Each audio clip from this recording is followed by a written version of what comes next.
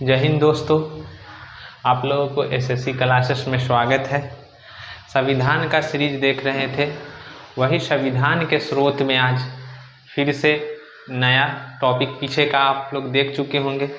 संविधान का सीरीज जो आ चुका है, संविधान, लोकतंत्र, उसके बाद संविधान की पृष्ठभूमि, निर्माण, ये सब सीरीज अगर आप लोग नहीं देखे होंगे तो जा करके सीरीज को यूट्यूब पे प्लेलिस्ट में देख सकते हैं।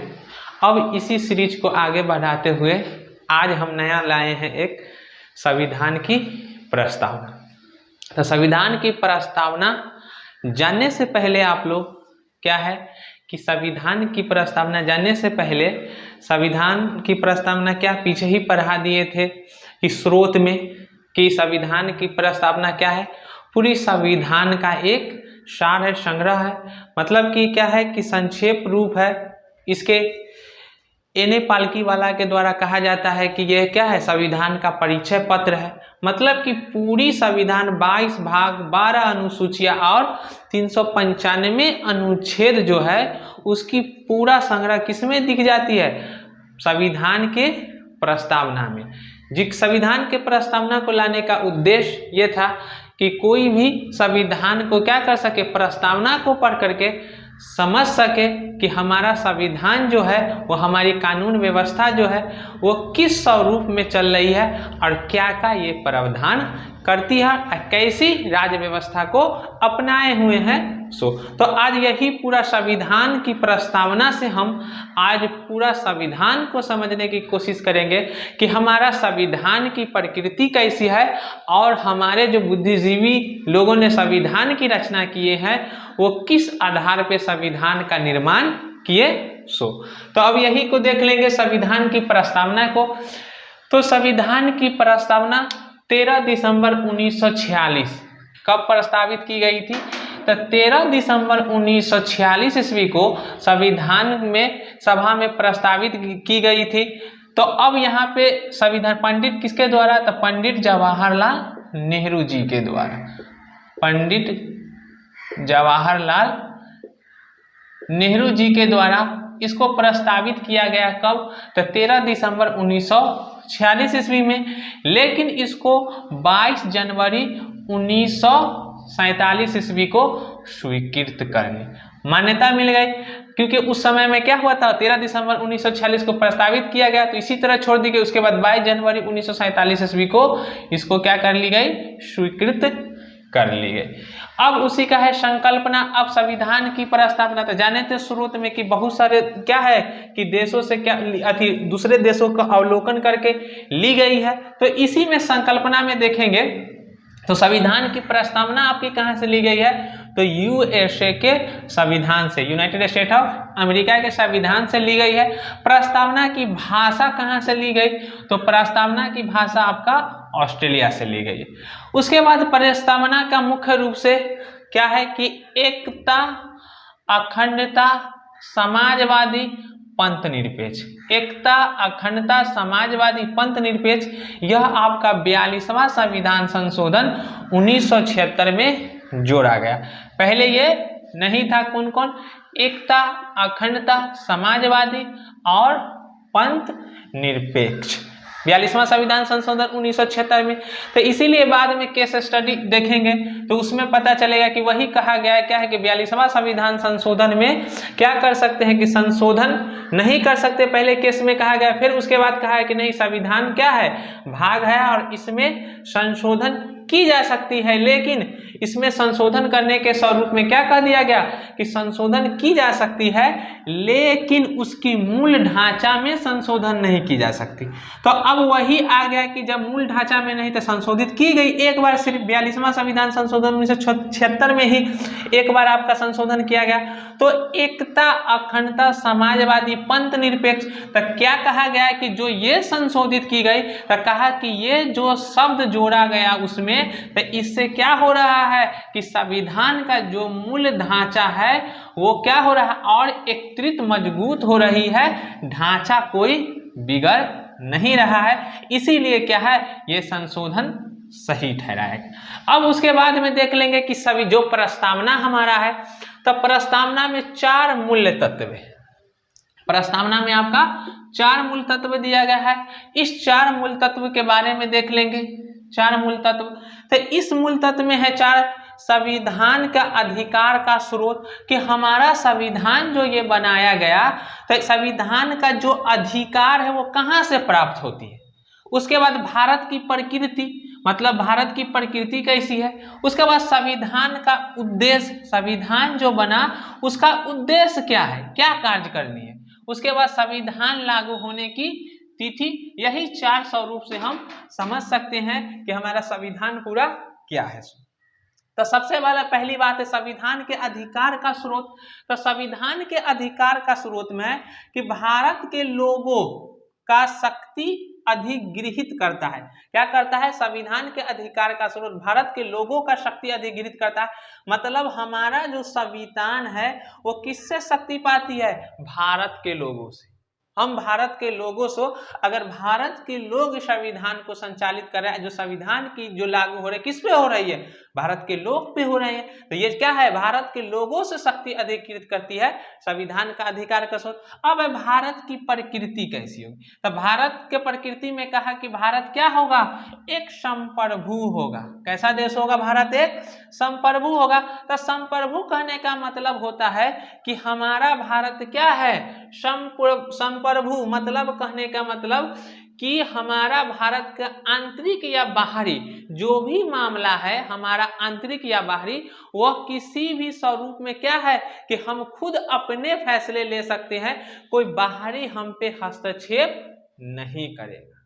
अब कहा गया है कि हस्तक्षेप नहीं करेगा, यही संप्रभु होगा कि हम स्वतंत्र हो। क्योंकि पहले क्या था कि हम गवर्नर के अधीन थे, और उसके बाद में जब मांग चल रही थी डोमिनियन स्टेटस, तो कहा कोई डोमिनियन स्टेटस की बात नहीं है, हम संप्रभु और स्वतंत्र है। जब हमको कोई भी, हमारा जो भी इंटरनल मामला हो या बाहरी मामला हो, उस पर कोई हस्तक्षेप नहीं करेगा। संप्रभु कहने का मतलब हो गया कि हमारा सीमा विवाद है, तो सीमा विवाद है तो उस सीमा का क्षेत्र के क्या है, कोई हस्तक्षेप नहीं करेगा। हम बाहरी सीमा को अधिग्रहण कर सकते हैं, या हमारा जो अधिगृहित सीमा क्षेत्र है उसको हम छोड़ सकते हैं। जो 2015 में देख सकते हैं कि बांग्लादेश के साथ थी, तो उस बांग्लादेश के साथ क्या हुआ, सीमा का बदलाव हुआ। सो तो अब इसी स्वरूप में आगे कि हम संप्रभु स्वतंत्र है। 1945 में हमको क्या है कि मुख्य रूप से संयुक्त राष्ट्र संघ के द्वारा भी मान्यता मिल गई। और कहा कि जब राष्ट्र संघ का हम सदस्य बने, तो राष्ट्र संघ, तो कहा राष्ट्र संघ के जो सदस्य हैं, राष्ट्रमंडल का जो सदस्य है, तो राष्ट्रमंडल को सदस्य अधिकृत है, लेकिन राष्ट्रमंडल का कोई स्वामित्व नहीं है हम पे, हम स्वतंत्र है। उसके बाद आ गया मुख्य रूप से समाजवादी।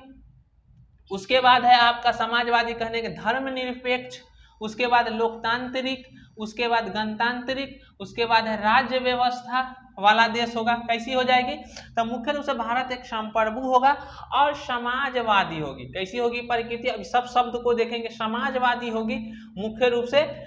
उसके बाद है समाजवादी, मतलब एक होता है मार्क्सवादी समाजवादी, एक लोकतांत्रिक समाजवादी। तो हम क्या है, लोकतांत्रिक समाजवादी मिश्रित, हमारे यहाँ निजी स्वामित्व और क्या है, राष्ट्रीयकरण दोनों देखने को मिलती है।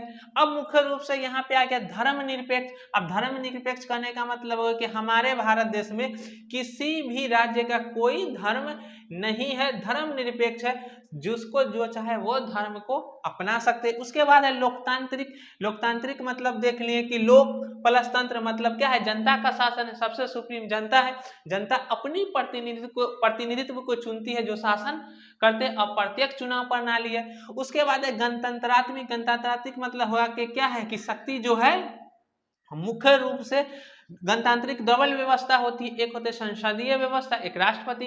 तो मुख्य रूप से इसमें गणतंत्र है, मतलब चुनाव प्रक्रिया है, चुनाव के तहत लोग चुनकर आते हैं। गणतंत्र मतलब कोई राजशाही शासन व्यवस्था नहीं है, जनता के द्वारा चुनकर प्रतिनिधि आते हैं, राज व्यवस्था वाला देश है पूरा। उसके बाद संविधान का उद्देश्य, तो संविधान का उद्देश्य है न्याय, मतलब कि क्या है, लोगों को एक समान न्याय। उसके बाद स्वतंत्रता का अधिकार, फंडामेंटल राइट्स है, उसी में समता का अधिकार देखेंगे, अनुच्छेद 14 से 18 आपका समता का अधिकार देख लेंगे। उसमें ही समता में फिर अनुच्छेद 39 के क में देख लेंगे, क्या है, समान कार्य के लिए समान अधिकार, महिला और पुरुष समान कार्य के लिए आपका समान अधिकार, समान अधिकार। तो 39 के नीति निदेशक तत्व में भी ये प्रकृति देखती है समता वाला के समान कार्य के लिए समान अधिकार होगा, मतलब महिला और पुरुष दोनों क्या हो जाएंगे, समान होंगे, महिला और पुरुष दोनों समान हो जाएंगे। उसके बाद बंधुत्व, बंधुत्व मतलब कहा कि आर्थिक रूप से हो या तो राजनीतिक रूप से हो, आर्थिक हो, राजनीतिक हो, समाजवादी हो, सभी स्वरूप में अखंडता मतलब भारत की अखंडता को बनाए रखना है, और बंधुत्व भाईचारे की नीति के रूप में सभी को रहना है। उसके बाद आ गया संविधान का लागू होने की तिथि। तो कहा संविधान जो लागू हुई कब हुआ, 26 नवंबर 1949 को। इसी दिन को 26 नवंबर को हम क्या मनाते हैं, संविधान दिवस, संविधान दिवस मनाते हैं। इसी दिन को 26 नवंबर 1949 को हम संविधान दिवस मनाते हैं। उसके बाद अब देखेंगे प्रस्तावना का मुख्य शब्द। अब जो यही चार प्रकृति थी मूल तत्व में, संविधान के अधिकार का स्रोत भारत के लोग से अधिकार लेंगे। भारत की प्रकृति कैसी होगी, तो भारत एक संप्रभु समाजवादी धर्मनिरपेक्ष लोकतांत्रिक गणतांत्रिक राज्य व्यवस्था वाला देश होगा। संविधान का उद्देश्य न्याय, स्वतंत्र, समता, बंधुत्व। उसके बाद संविधान को लागू होने की तिथि 26 नवंबर 1949। अब यही मूल प्रस्तावना के चार मूल तत्वों से अब समझ लेंगे कि जो ये शब्द है वो प्रस्तावना का मुख्य शब्द क्या है और उस शब्द का अर्थ क्या निकलता है। तो सबसे पहले बात देखेंगे क्या है, संप्रभुता।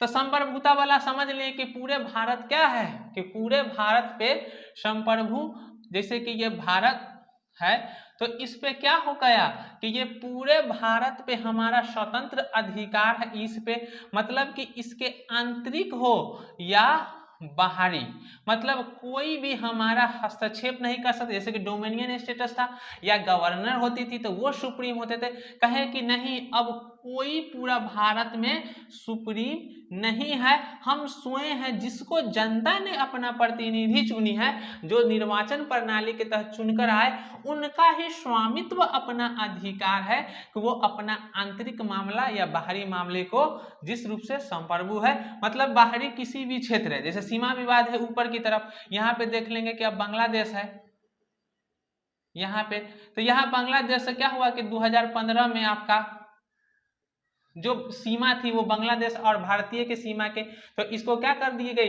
बांग्लादेश को इस क्षेत्र वाला में यहाँ पे वाला, तो इसको सॉल्व कर लिया गया है 2015 में। तो अब बाहरी या आंतरिक जो भी मामला हो उसका क्या करेंगे, हमारा जो प्रतिनिधित्व है कार्यपालिका वो सुप्रीम कार्य करेंगे, हम संप्रभु, किसी का बाहरी कोई दबाव हम पे नहीं होगा। दूसरा है समाजवादी। समाजवादी शब्द को अगर समझ लें तो समाजवादी मतलब होता है दो तरह से, एक होता है साम्यवादी समाजवाद और दूसरा होता है लोकतांत्रिक समाजवाद। साम्यवादी समाजवाद मतलब हो गया मुख्य रूप से राष्ट्रीयकरण, जैसे कि देखा गया था रूस में, तो क्या था कि समाजवादी मुख्य रूप से, तब मुख्य रूप से हो गया साम्यवादी समाजवाद मतलब राष्ट्रीयकरण, मतलब कि जो पूरा उसका क्षेत्राधिकार होगा वो क्या होगा, राष्ट्र के अधीन हो जाएगी।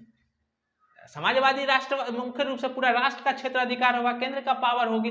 लेकिन लोकतांत्रिक समाजवाद मतलब जैसे कि भारत, इसमें आपका मिश्रित अर्थव्यवस्था अपना लिया गया। मिश्रित अर्थव्यवस्था कहने के मतलब होगा कि दो तरह से, एक निजी और एक सार्वजनिक, मतलब हमारे लोकतांत्रिक समाजवाद है वो मिश्रित अर्थव्यवस्था है। मिश्रित अर्थव्यवस्था मतलब हो गया कि यहाँ पे क्या है, निजी स्वामित्व भी दी गई है और सार्वजनिक समाजवादी भी दी गई है, मुख्य रूप से कि अगर किसी निजी और सार्वजनिक मतलब केंद्र के अधीन होती है, अगर मुख्य रूप से कभी क्या है केंद्र को इस शक्ति को अधिहीन करना है तो वो राष्ट्रीयकरण कर सकते हैं। अब कहा कि हमारे लोकतंत्र में ऐसी क्यों बनाया गया प्रावधान, तो जब हम आजाद हुए 15 अगस्त 1947 ईस्वी को, तो हम क्या उस समय संविधान का निर्माण चल रहा था, जान रहे हैं कि 11 दिसंबर 1946, 9 दिसंबर 11 दिसंबर संविधान सभा का बैठक हुई और क्या कैबिनेट मिशन के था संविधान बनाने का निर्माण की प्रक्रिया चालू हो गई। तो अब वहां पे क्या था कि दो गो राष्ट्र शक्तिशाली उभर कर आए, एक था यूएसएसआर, एक था आपका यूएसएसआर और एक था आपका यूएसए।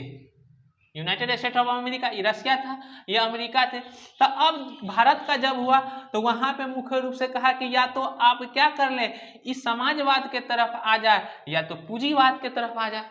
अमेरिका की अर्थव्यवस्था क्या थी? पूंजीवाद, पूंजीवाद था। और यूएसएसआर का क्या था? समाजवाद, मुख्य रूप से समाजवादी था। तो अब कहा आप इस ओर आ जाइए राष्ट्रीयकरण के तरफ, या पूरा आ जाइए प्राइवेटाइजेशन की ओर। तो वो कहा कि नहीं, हमको दोनों आवश्यकता है, क्योंकि ना हमारे पास शिक्षा उतनी अच्छी व्यवस्था है, ना हमारे पास जीवन यापन करने के लिए आय उतनी अच्छी है। हमको ऊपर उठने के लिए, यहाँ के लोगों को सही गरिमापूर्ण जीवन देने के लिए हमको दोनों आवश्यकता होती है, निजी और प्राइवेट दोनों। तो इसीलिए हम अपना लिए क्या? लोकतांत्रिक समाजवाद, मिश्रित अर्थव्यवस्था। मतलब हम क्या अपना है? निजी और सार्वजनिक दोनों को अपना लिए। यही हमारा क्या है? लोकतांत्रिक समाजवाद का, यही लोकतांत्रिक समाजवाद का मुख्य रूप से हो गया। अब दूसरा देखेंगे, दूसरा शब्द है हमारा धर्मनिरपेक्ष। दूसरा, तीसरा देख लेंगे। पहला संप्रभुता समाजवादी समझ गए, तीसरा आप लोग देखिएगा धर्मनिरपेक्ष। तो अब हमारा संविधान में कहा गया क्या कि धर्मनिरपेक्ष शब्द था नहीं, उसको कब जोड़ दिया गया? 42वां संविधान संशोधन 1976। कब जोड़ दिया गया आपका? तब 42वां संविधान संशोधन 1976 में जोड़ा। तो कहा गया क्या कि इस बाद में केस गए, इस जोड़ा गया 1976 में। तो सुप्रीम कोर्ट में जब 1974 ईस्वी में केस गया तो उसमें कहा गया क्या कि धर्मनिरपेक्ष शब्द तो उसमें कहीं है ही नहीं है। किसमें? मुख्य रूप से कि धर्मनिरपेक्ष तो है ही नहीं है मुख्य रूप से।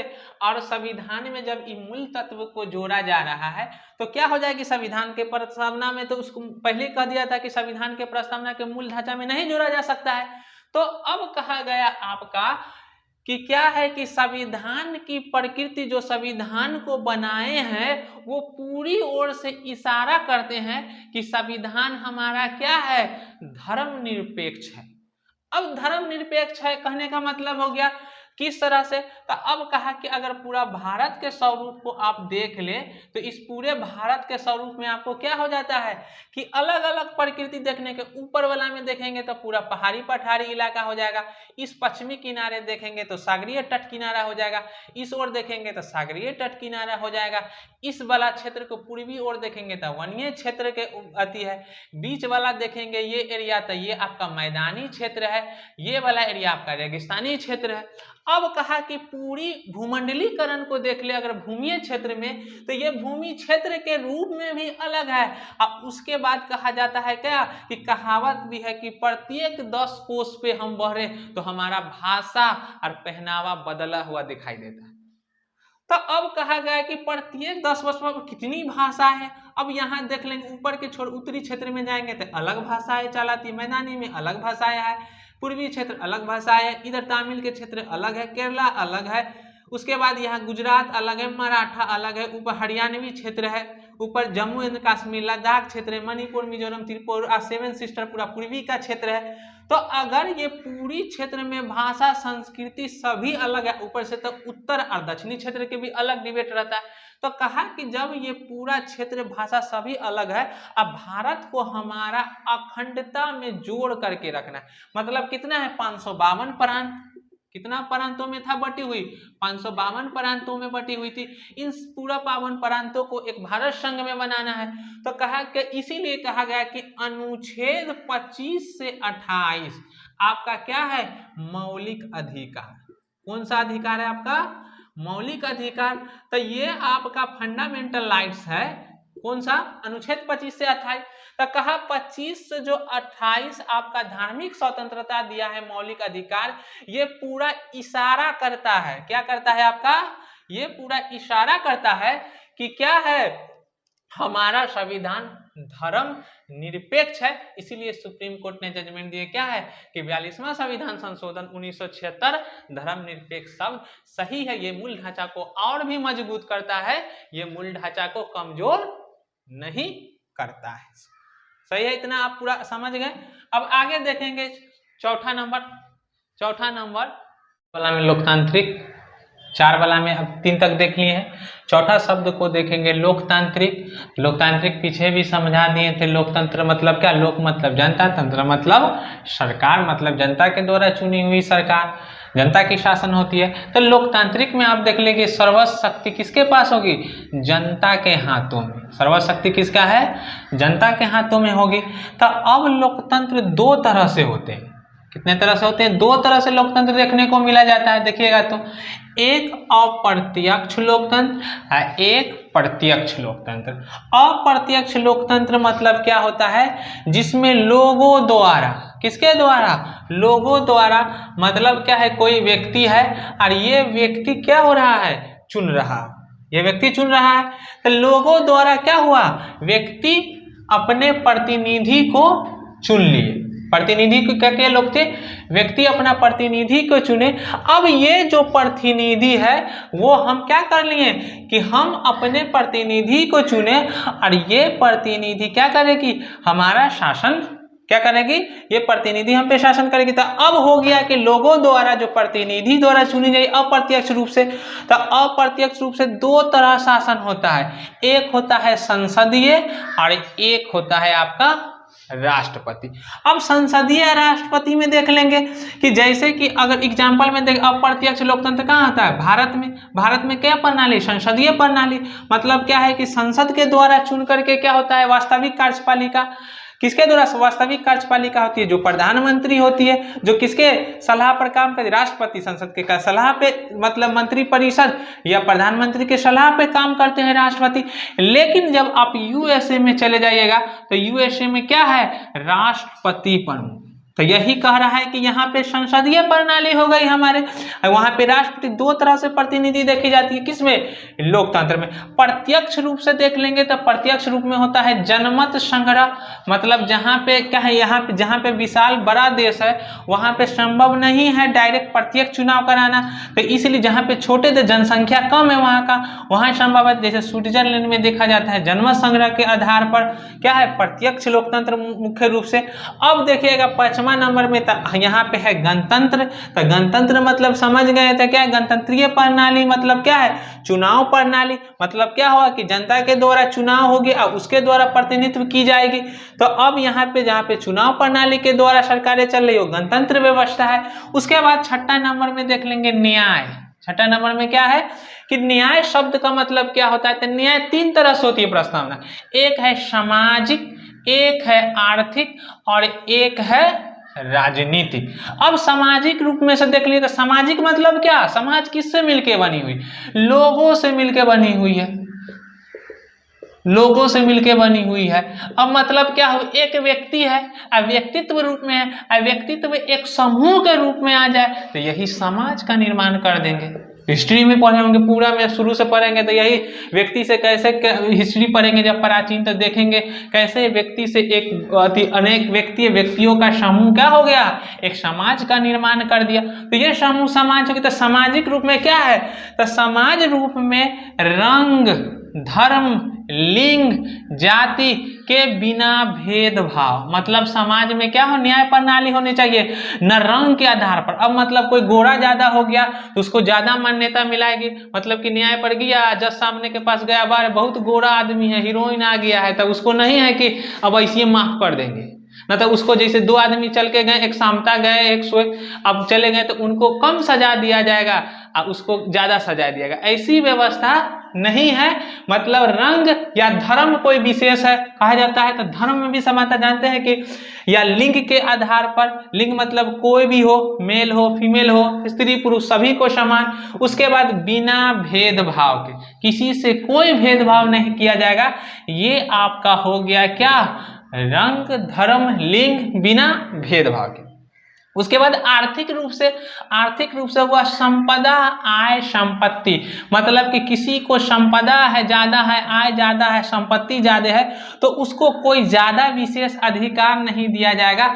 आर्थिक रूप से भी क्या होना चाहिए? समान न्याय मिलनी चाहिए। उसके बाद है राजनीतिक रूप से हर व्यक्ति को समान राजनीतिक अधिकार दी गई है। मतलब कोई भी समान राजनीतिक, मतलब किसी भी राजनीतिक रूप में क्या हो जाएगा, सभी के लिए समान, हर व्यक्ति को राजनीतिक रूप से समान अधिकार है, समान रूप से कार्य करेंगे। मतलब कहीं समान, मतलब कि जो भी राजनीतिक प्रणाली है, कहीं पर क्या है, कहीं सभा में जाना है या कोई कार्यालय में, सरकारी कार्यालय में, तो सभी सरकारी कार्यालय हो उस सब में क्या होगा, राजनीतिक रूप से इसको समान दिया जाएगा। तो ये आया कहाँ से राजनीतिक न्याय? राजनीतिक न्याय लिया गया है आपको रूस की क्रांति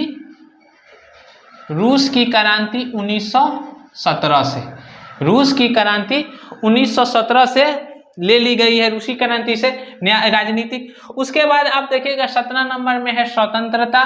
तो स्वतंत्रता में देखिएगा दो तरह स्वतंत्रता क्या है, रोक टोक की अनुपस्थिति। मतलब क्या है कि जो आपका स्वतंत्रता मिला है उसमें कोई रोक टोक नहीं की जाएगी। अगर रोक टोक स्वतंत्रता में, स्वतंत्रता का अधिकार क्या है, अनुच्छेद 19 आपका स्वतंत्रता का अधिकार करता है। 6 तरह की स्वतंत्रता देती है अनुच्छेद में, ABCDEF। उसके बाद क्या है जी, जो F का है मुख्य रूप से, तो वो स्वतंत्रता का अधिकार आपका क्या हो जाता है, फंडामेंटल राइट हो जाता है, मौलिक अधिकार। फंडामेंटल राइट्स है, मौलिक अधिकार है, और इसमें कोई रोक टोक अनुपस्थिति नहीं, कहीं आ सकते, जा सकते, सभा कर सकते हैं, निष्ठा की आपकी अधिकार है, जीवन जीने की स्वतंत्रता है। अगर इससे कोई वंचित करता है या आपका हनन करता है स्वतंत्रता का अधिकार, तो आप डायरेक्ट कहाँ जा सकते हैं, आप डायरेक्ट सर्वोच्च न्यायालय जा सकते हैं। आप डायरेक्ट सर्वोच्च न्यायालय दिया जा सकते हैं। क्या है, ये आपका व्यक्तिगत अधिकार है। उसके बाद देख लेंगे 8 नंबर में है समता। समता शब्द मतलब क्या होता है, हर व्यक्ति को समान। मतलब क्या है, समता मतलब कहने का मतलब है कि हर व्यक्ति को आपको समान समझना है, सामाजिक, आर्थिक, राजनीतिक किसी रूप में। तो क्या है, किसी भी व्यक्ति से कोई भेदभाव नहीं है। तो ये भी आपका अनुच्छेद 14 से 18 में मौलिक अधिकार है आपका। क्या है, ये हमारा मौलिक अधिकार है, मौलिक अधिकार है अनुच्छेद 14 से 18। तो अनुच्छेद 14 में आपको क्या कहा गया, विधि के समक्ष समता। विधि के समक्ष, विधि मतलब होता है कानून, और कानून के समान क्या होगा, सभी बराबर होंगे। यह है अनुच्छेद 15 आपका कहता है क्या, धर्म, मूल वंश, जाति, लिंग, विभेद निषेध। मतलब धर्म के रूप में, जाति के रूप में, लिंग के रूप में, मूल वंश के रूप में आपको कोई निषेध, कोई भी आपको रोक नहीं सकता है, कोई भेदभाव नहीं की जा सकती। अनुच्छेद 16 में है आपका लोक नियोजन। लोक नियोजन, अवसर की समता। मतलब कहीं पे क्या है, कोई लोक नियोजन या कोई अवसर आता है आपको, तो सभी को समान अवसर का लाभ दिया जाएगा। उसके बाद है अनुच्छेद 17 अस्पृश्यता का अंत, मतलब छुआछूत का अंत। मतलब अनुच्छेद 17 में स्पष्ट है कि क्या है, किसी से छुआछूत नहीं कर सकते। अनुच्छेद, उसके बाद है कि छुआछूत, अस्पृश्यता का अंत, और उसके बाद है 18 में उपाधियों का अंत। अनुच्छेद 18 में है कि उपाधियों का अंत कर दिया गया। तो यही आपका आए अनुच्छेद 14, 18 समता का, हर व्यक्ति को समान। अनुच्छेद 14 विधि के समक्षता। अनुच्छेद 15 धर्म, जाति, लिंग, वंश, मूल वंश का निषेध। अनुच्छेद 16 में है लोक नियोजन, अवसर की क्षमता। अनुच्छेद 17 में अस्पृश्यता का अंत और उपाधियों का अंत। अब कहा गया कि इस पे रोक है अगर अनुच्छेद 14 का किसी सभी को विधि के समक्ष समता है। अब समता दी कहाँ गई है, अब वो तो हो गया कि अब समता, तो समता आपको दी गई है संविधान में कि समान अधिकार का प्रावधान कहाँ देखने को मिल जाता है, तो अनुच्छेद 325। अनुच्छेद 325 के तहत क्या होती है, मतदाता सूची। तो मतदाता सूची में क्या है, प्रत्येक वयस्क मताधिकार। क्या है, वयस्क मताधिकार। मतलब कि जिनका भी उम्र 18 वर्ष पूरी हो चुकी है, वो सभी, कोई भी हो, मैं क्या हो, लिंग, किसी भी लिंग, किसी भी वंश, किसी भी जाति, किसी भी क्या है, कोई भी आय हो, मुख्य रूप से क्या है, सामाजिक, आर्थिक, राजनीतिक, अब किसी भी स्वरूप में क्या हो सकता है, उनका मुख्य रूप से समान अधिकार है। जिनका भी 18 वर्ष पूर चुका है उसको क्षमता क्या है, वयस्क। मतदाता सूची में उसका नाम बनाई जा सकती है। अब मतदान सबका, मतलब कि कोई आर्थिक रूप से संपन्नता की बात नहीं है। अब क्या है, जिसकी मतदाता सूची में आपका क्या हो गया कि सबका मत का मूल्य क्या हो जाएगा, बराबर होगा। या तो हम दे तो एक आम व्यक्ति दो तो, या प्रधानमंत्री जी दे तो, या राष्ट्रपति जी दे तो, कोई भी व्यक्ति दे, सभी को क्या होगा, सभी को समान मिलेगा, समान मतदाता अधिकार, समान क्या है, मतदाता सूची में समान अधिकार है। अनुच्छेद मत का मूल्य समान होगा। अनुच्छेद 326 में है वयस्क मतदान। 326 में स्पष्ट किया गया है कि वयस्क मतदान होगा किसमें, लोकसभा और विधानसभा में, समानता के रूप में। फिर अनुच्छेद 39 के क आपको स्पष्ट दिख जाता है संविधान में कि महिला पुरुष बराबर, सभी महिला और पुरुष को समान कार्य के लिए समान वेतन। अनुच्छेद 39 के क नीति निर्देशक तत्व, नीति निर्देशक तत्व में स्पष्ट दिख जाता है, तत्व में क्या है कि समान कार्य के लिए समान वेतन।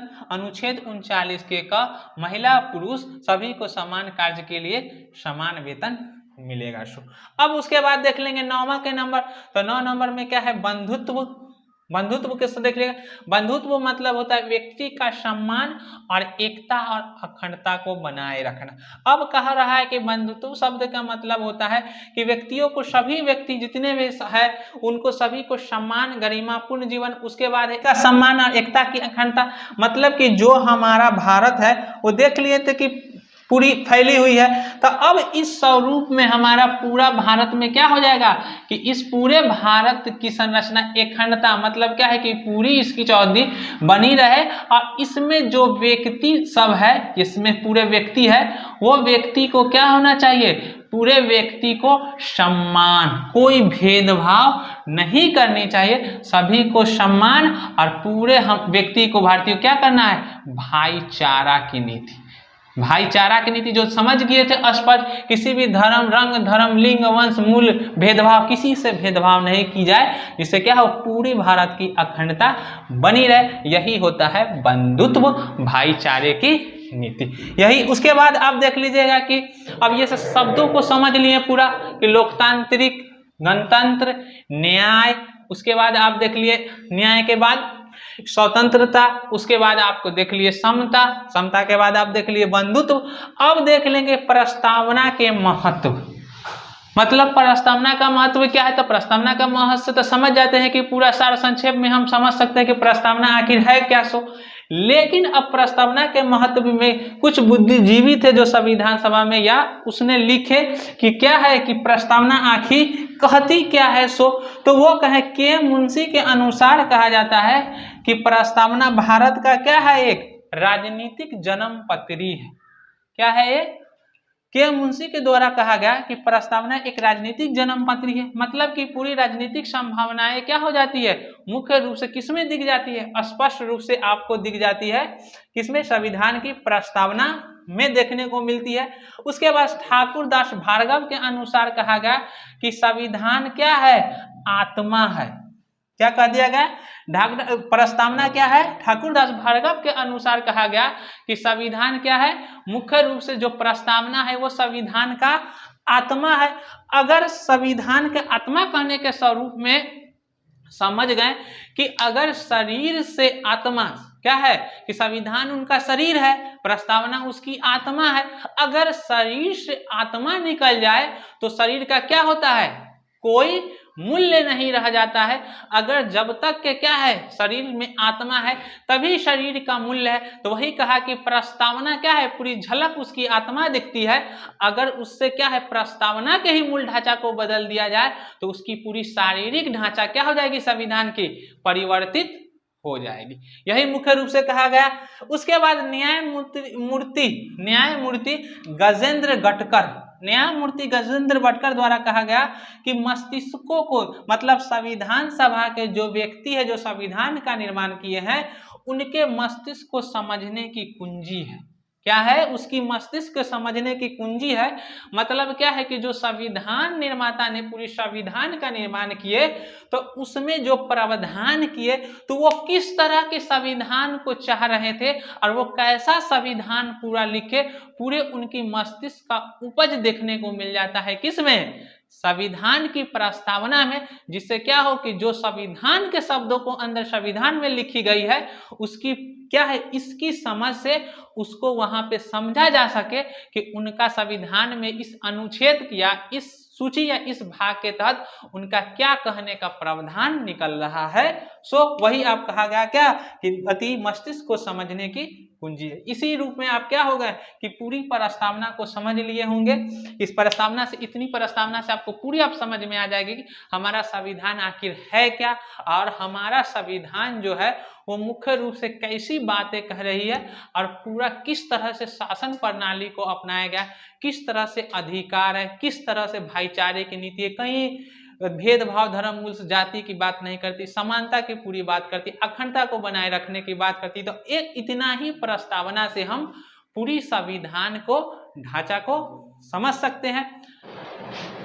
अब देखेंगे कि संविधान जैसे ही पीछे पूरा रूप को अब देख लिए, तो अब आप लोग प्रस्तावना को पूरा समझ चुके होंगे कि प्रस्तावना क्या है। तो कहे थे कि प्रस्तावना क्या है, आत्मा है। अब प्रस्तावना क्या है, संग्रह है एक संविधान का, जो संक्षेप में पूरी संविधान को स्पष्ट से अति पता चल सकता है कि संविधान आखिर है क्या। तो पूरे तथ्य को अब हम समझ लीजिए।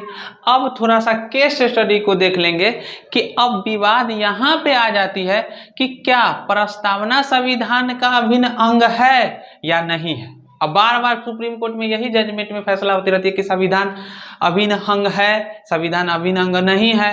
क्या संविधान में जो जोड़ा गया है उसको हटा सकते हैं या नहीं हटा सकते हैं। क्या संविधान के प्रस्तावना में अनुच्छेद 368 के तहत संविधान में संशोधन कर सकते हैं, फिर कहता है नहीं कर सकते हैं। तो आज इसकी पूरी केस स्टडी को समझ लेंगे कि आखिर में प्रस्तावना में आप संविधान का क्या प्रावधान है और क्या है। सो अब ये विवाद को पूरा समझ लेंगे। तो यही है संविधान के एक भाग के रूप में प्रस्तावना। तो केस स्टडी है कि 3 गो इस पे क्या हुआ, केस स्टडी हुई। एक पहला था बेरूबारी संघ मामला 1960, बेरूबारी संघ मामला 1960। एक है केशवानंद भारती मामला 1973। एक है LIC ऑफ इंडिया 1995।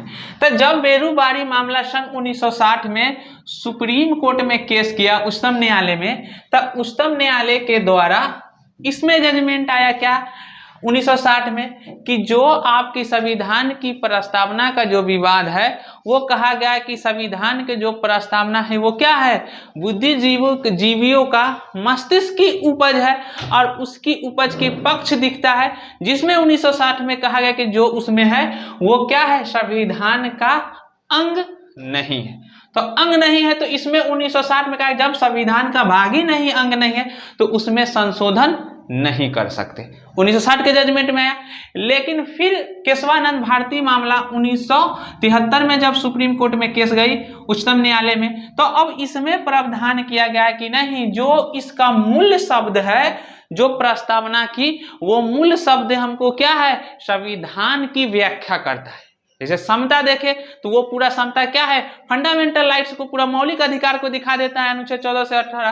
फिर समान कार्य समान वेतन, ये क्या हो जाता है, पूरा नीति निर्देशक तत्व को दिखा देता है। गणतंत्र शब्द पूरी निर्वाचन प्रणाली को दिखा देती है। लोकतंत्र पूरा जनता को दिखा देता है। धर्मनिरपेक्ष मुख्य रूप से क्या है, कोई भी धर्म विशेष नहीं, तो जो उसका अखंडता पूरे भारत को दिखा देती है, तो पूरे भारत के स्वरूप के शब्दों को दिखाता है। तो इसमें केशवानंद भारती मामला 1973 में जब केस गए तो इसमें सुप्रीम कोर्ट ने क्या कहा कि नहीं, ये जो प्रस्तावना है वो संविधान का ही भाग है। अगर संविधान की भाग है तो संविधान का अगर भाग है तो इसमें क्या हो सकता है, संशोधन हो सकती है। अब कहा संविधान का जब भाग है तो इसमें आप क्या करिएगा, संशोधन हो सकती है। तो संशोधन है कि संविधान में क्या दिया गया है, प्रावधान है कि संशोधन करके उसमें कुछ जोड़ सकते हैं या हटा सकते हैं। तो अब यहाँ पे विवाद आ गए कि क्या जो इसमें संशोधन होगा वो आर्टिकल 368 के तहत होगा। क्या आर्टिकल 368 के तहत प्रस्तावना में संशोधन हो सकती है। तब यहाँ पे जजमेंट आया कि हाँ, इसमें 368 के तहत संशोधन हो सकती है प्रस्तावना में, लेकिन इसमें क्या रह गया कि जो उसका मूल ढांचा है उस मूल ढांचा में परिवर्तन नहीं हो सके। इसमें लिख दिया गया कि प्रस्तावना में हो सकती है, लेकिन क्या है, जो उसका मूल ढांचा है संविधान का, वो मूल ढांचा में परिवर्तन नहीं हो सकता है। यही कहा गया केशवानंद भारती मामला 1973 में। तो फिर कहा गया कि जो 42वां संविधान संशोधन, क्या संविधान संशोधन, 42वां आपका संविधान संशोधन हुआ, तो वो 42वां संविधान संशोधन कब हुई, 1976। तो क्या 42वां संविधान संशोधन 1976 में जो शब्द जोड़े गए, क्या वो शब्द को हटा सकते हैं? तो वो बोले कि नहीं, जो समाजवादी, धर्मनिरपेक्ष, अखंडता, एकता शब्द जोड़े गए, अखंडता, एकता, धर्मनिरपेक्ष और समाजवादी शब्द जोड़े गए। तो अब कहा गया कि नहीं, ये जो तीनों 42वां संविधान संशोधन में जो जोड़े गए वो शब्द क्या है, वो मुख्य रूप से क्या है कि उसकी ढांचा को खराब परिवर्तन नहीं करता है, मतलब प्रस्तावना की ढांचा को और भी मजबूत करता है। तो कहा कैसे, तो संविधान ने ये पक्ष दिए जो न्यायपीठ थे सो, उन्होंने कहा कि जो धर्मनिरपेक्ष शब्द का मूल्य उद्देश्य निकलता है वो क्या है, हमारा मौलिक अधिकार, मौलिक अधिकार में आपका मूल अधिकार में या मौलिक अधिकार में हमारा क्या है, मौलिक अधिकार में अनुच्छेद 25 से 28, जब अनुच्छेद 25 से 28 पीछे देख लिए हैं, 25 से 28 में पूरा क्या है, धार्मिक स्वतंत्रता की व्याख्या करती है। तो ये धार्मिक स्वतंत्रता का जैसे ही व्याख्या करता है फंडामेंटल राइट्स, तो ये धार्मिक स्वतंत्रता से कहा कि क्या स्पष्ट हो जाती है कि प्रस्तावना हमको इशारा कर रहा है कि क्या है, संविधान धर्मनिरपेक्ष है। समझ गए, ये प्रस्तावना इशारा कर रहा है संविधान की, प्रस्तावना हमको इशारा कर दिया फंडामेंटल राइट्स के कि धर्मनिरपेक्ष है, इसीलिए धर्मनिरपेक्ष क्या है, मूल ढांचा को परिवर्तित नहीं कर रहा, तो इसीलिए क्या है, ये सही है। अब अगला केस गया आपका LIC ऑफ इंडिया मामला 1995। तो LIC ऑफ इंडिया मामले 1995 में जब केस गई तो इसमें क्या कहा गया कि जो केशवानंद भारती मामला में 1973 में आया है, पूर्णतः वो क्या है, सही है, वही जजमेंट को फिर से कार्य कर दिया। तो यही था आपका बेरूबाई संघ मामला 1960, केशवानंद भारती मामला 1973, LIC ऑफ इंडिया मामला 1995। अब संविधान की पूरी प्रस्तावना से हम आशा करते हैं कि आप लोगों का क्या है कि पूरा प्रस्तावना से जो कहे थे कि संविधान समझ में आ जाएगी, वो पूरा संविधान आपको प्रस्तावना से समझ में आ गया होगा। और अगर ये वीडियो अच्छी लगी हो तो आप क्या करिएगा कि इसको ज़्यादा से ज़्यादा शेयर करिएगा, और अगर आप सब्सक्राइब नहीं किए हो तो सब्सक्राइब कर ले, और नेक्स्ट वीडियो को, आगे वीडियो सीरीज को देखने के लिए, क्योंकि इससे भी बेहतरीन सीरीज आपको मिलेगा, क्योंकि अब संविधान चालू ही हो रहा है। क्योंकि अभी तक तो हम संविधान की बनने की प्रक्रिया देख रहे थे कि संविधान है क्या, सो अब आपका संविधान चालू ही हो रही है। अब भाग 1 में देखेंगे 1 से 4 का प्रावधान। अब वहां से अब पूरा डिटेल, पूरा व्याख्या पूर्ण देखने के लिए क्या हो जाए कि बेल आइकन को आप दबा लें, जिससे आपको नोटिफिकेशन मिल सके, और ज्यादा से नोटिफिकेशन आपको मिल सके, और आप क्या इसको ज्यादा से ज्यादा शेयर कर दे।